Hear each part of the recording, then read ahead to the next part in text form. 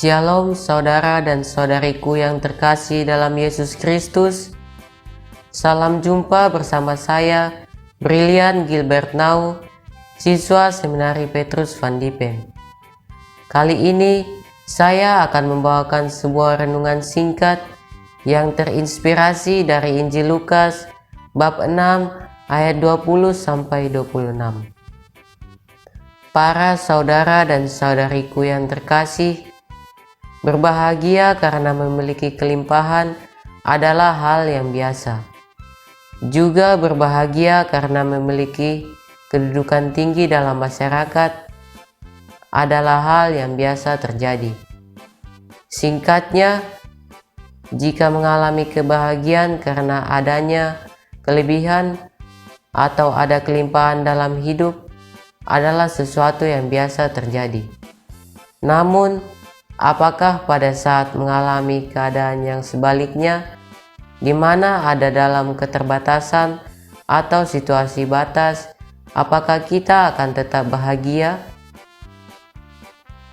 Para saudara dan saudariku sekalian, melalui Injil Lukas pada hari ini, Tuhan Yesus justru menyerukan kebahagiaan kepada para pengikutnya dikala mengalami situasi batas hidup. Berbahagia dalam keterbatasan. Ia berkata, "Berbahagialah hai kalian yang miskin, karena kalianlah yang mempunyai kerajaan Allah. Berbahagialah hai kalian yang kelaparan, karena kalian akan dipuaskan. Berbahagialah kalian yang menangis, karena kalian akan tertawa. Berbahagialah bila demi anak manusia kalian dibenci, dikucilkan, dan dicela serta ditolak." Selanjutnya, Tuhan Yesus malah mengecam orang-orang kaya sebab dalam keyakinan mereka telah memperoleh hiburan.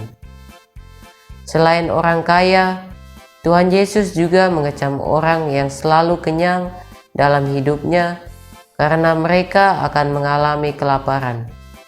Yesus juga mengecam orang yang kini tertawa tanpa kenal waktu karena mereka akan mengalami duka cita dan nangis. Sikap Tuhan Yesus ini justru menimbulkan pertanyaan dalam benak saya. Mengapa Tuhan Yesus mengecam orang kaya, orang yang selalu merasa kenyang dan selalu tertawa, lalu menjanjikan kepada mereka suatu keadaan hidup yang mengecewakan? Apakah dengan begitu kita semua para pengikutnya dilarang untuk menjadi kaya, untuk selalu merasa kenyang dan tertawa dalam hidup? Apakah kita harus memiskinkan diri supaya bisa berbahagia? Apakah kita harus membuat hidup kita kelaparan agar bisa mengalami kekenyangan? Para saudaraku yang terkasih, sabda Tuhan Yesus melalui Injil Lukas ini memiliki maksud yang baik untuk kita pengikutnya. Pada dasarnya, Tuhan Yesus tidak melarang kita untuk menjadi kaya atau selalu merasa kenyang dan selalu tertawa dalam hidup. Menurut refleksi saya, suatu hal yang hendak diutarakan Tuhan Yesus melalui sabdanya ini adalah tentang sikap hidup kita bersama dengan yang lain. Yang dipersoalkan Tuhan Yesus bukan terletak pada kepemilikan harta, melainkan tentang sikap manusia ketika memiliki harta kekayaan itu. Apakah dengan kekayaan itu manusia semakin murah hati dengan orang lain, atau hanya berupaya untuk menyenangkan perutnya sendiri dan merasa bahagia serta tertawa berbahak-bahak sendiri di rumahnya?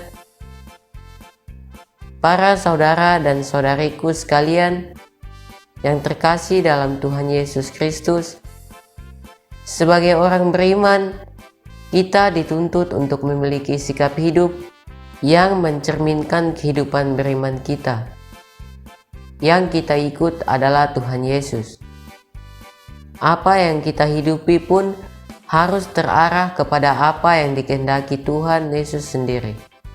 Misalnya, pada hari ini Tuhan Yesus menghendaki kita untuk bersikap bijak dengan harta dan kekayaan yang kita miliki.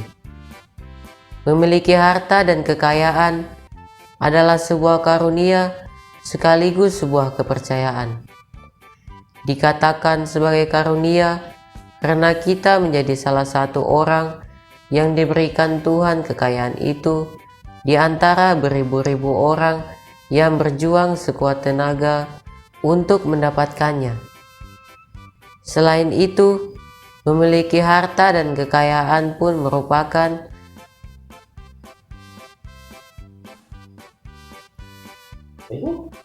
sebuah kepercayaan dari Tuhan kepada kita agar dengan harta kita terlibat dalam karya pewartaannya.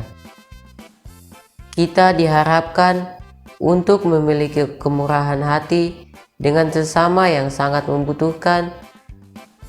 Tangan kita lebih terbuka untuk memberikan bantuan kepada sanak keluarga kita yang berkekurangan.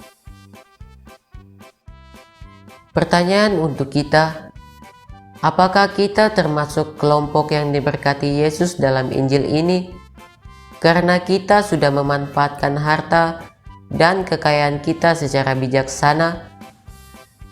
Ataukah kita termasuk ke dalam golongan orang-orang yang dikecam Tuhan Yesus karena sikap egoisme kita dan hati yang tertutup bagi sesama yang membutuhkan bantuan dari kita?